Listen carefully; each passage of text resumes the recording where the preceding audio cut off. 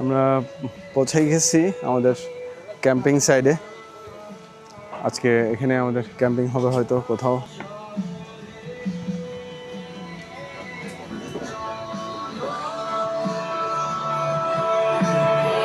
এখানে কোথাও হয়তো তাঁবুটা খাটানো হবে গুলজার ভাইয়ের প্ল্যান অনুযায়ী, সেটাই হওয়ার কথা। ভিতরে না, আমরা বাইরেই করতে চাই। খুব সুন্দর জায়গাটা, নিরিবিলি, অসাধারণ সুন্দর একটা জায়গা এই ক্যাম্পিং সাইটটা। মেরিন বে, এ হচ্ছে বিকালের ভিউ। যদিও আমরা মূল সাগরে না, এখান থেকে সাগর থেকে যে খালটা ঢুকছে ওটারই একটা অংশ এটা। মূল সাগরটা আরো ওই পাশে।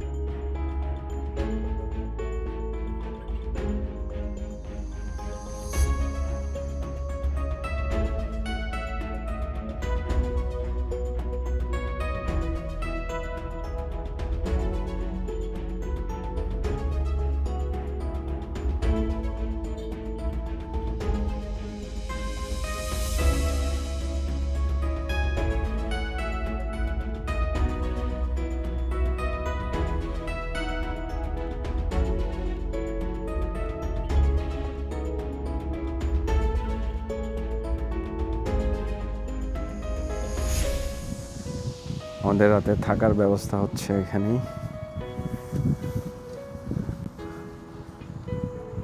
সব গুলজার ভাইয়ের ম্যাজিক।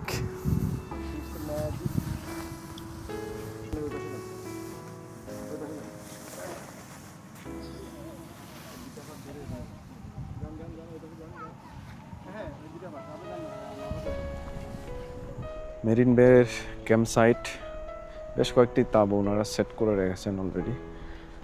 আমি প্রাইস সবগুলোর জানি না এখনও, এটা আমি জেনে ডেসক্রিপশানে দিয়ে দেব। তাদের সব নাম্বার, কন্ট্যাক্ট নাম্বার দিয়ে দেব। এটা দেখে মনে হচ্ছে মরুভূমিতে আছি। সুন্দর তাঁবুটা, বন্ধু বান্ধব কয়েকজন মিলে এসে থাকলে বেশ সুন্দর লাগবে।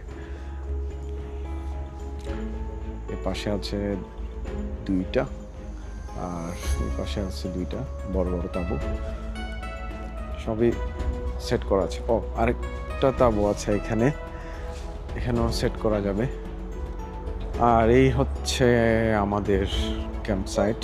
আমরা মূল জায়গা থেকে সরে এসে একটু বিচের কাছাকাছি, বিচ এখানে না, এখান দিয়ে একটা খাল ঢুকছে, ওই খালের পাশেই ক্যাম্পটা সেট করছি।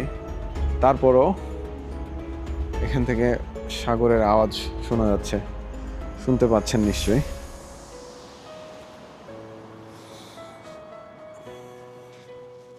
এখন আমি আছি কক্সবাজার পেচারদ্বীপ মেরিন বে ক্যাম্পিং সাইটে।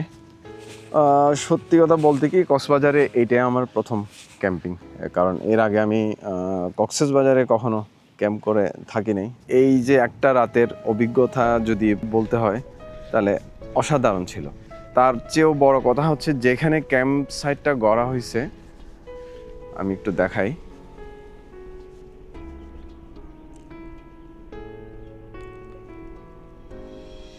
একেবারেই কোয়াইট জায়গা। কক্সবাজারে সারাদিন ঘোরাঘুরি না করে এখানে যদি বসেও থাকি সারাদিন, তাহলেও ভালো লাগবে। যেখানে নৌকা আছে, নৌকা করে ওই পারে যাওয়া যায়। অনেক সুন্দর একটা স্মৃতি হয়ে থাকবে গতকাল রাত এবং আজকের দিনটা।